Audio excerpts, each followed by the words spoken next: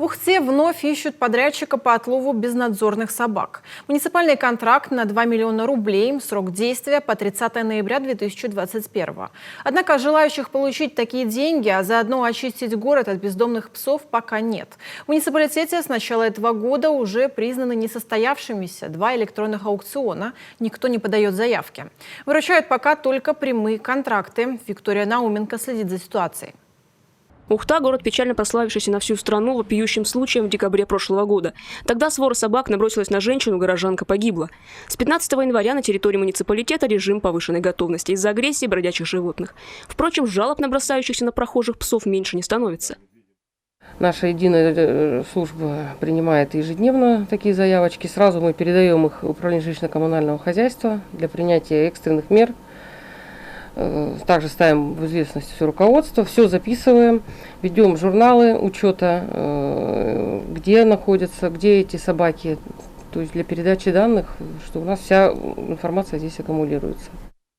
Управление ЖКХ передает все полученные заявки в организацию по отлову животных. И в этот момент начинаются основные проблемы. Отловом собак в городе подрядчики заниматься не хотят. В аукционах с начала года не участвует ни одна организация. Электронный аукцион по выбору подрядчика для отлова собак в Ухте 2 апреля был признан несостоявшимся. Не было подано ни одной заявки. Пока добрый город будет отлавливать собак по прямому контракту. Как видим, работать есть над чем.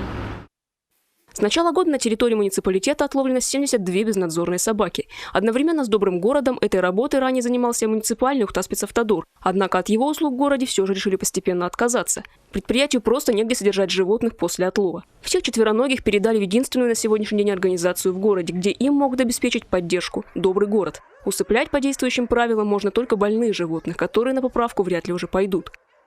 Это, естественно, отлов, это передержка в течение 18 дней, осмотр животного, стерилизация, ну а при необходимости утилизация тоже.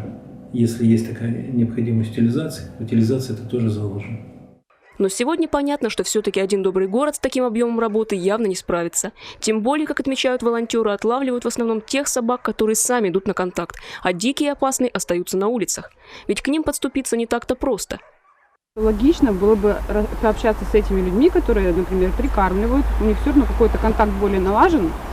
Понятно, что они подойдут не очень близко, но это уже будет проще поймать. Точно так же этим шприцом со снотворным, чем люди посторонние приезжают. И, естественно, там собака уже убежала за несколько десятков метров. Там уже это будет сложно сделать. Точно так же, как и с петлей, которая, тоже у нее есть совсем ограниченное количество метров, да, это буквально максимум, наверное, 2.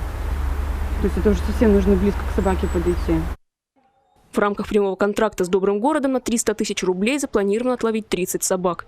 Будут ли это те самые агрессивные стаи, которые терроризируют ухтинцев, покажет время. Пока же ухтинская мэрия может обеспечивать лишь компенсации пострадавшим. 10-летнюю дочь Алены Полосковой собаки покусали в январе, и сейчас семья ждет свою выплату – 60 тысяч рублей. Прокуратура сразу мне, она сама предложила, чтобы я написала заявление. Вот мы написали, через 2 месяца прошел суд, слава богу, в мою пользу. Суд назначил выплату. Впрочем, компенсация никак не закроет шрамы на руках у дочери. Они у девочки остались, как и страх выходить на улицу одной. Тем более, что и бояться до сих пор есть чего. Агрессивных собак в городе и окрестностях меньше не стало.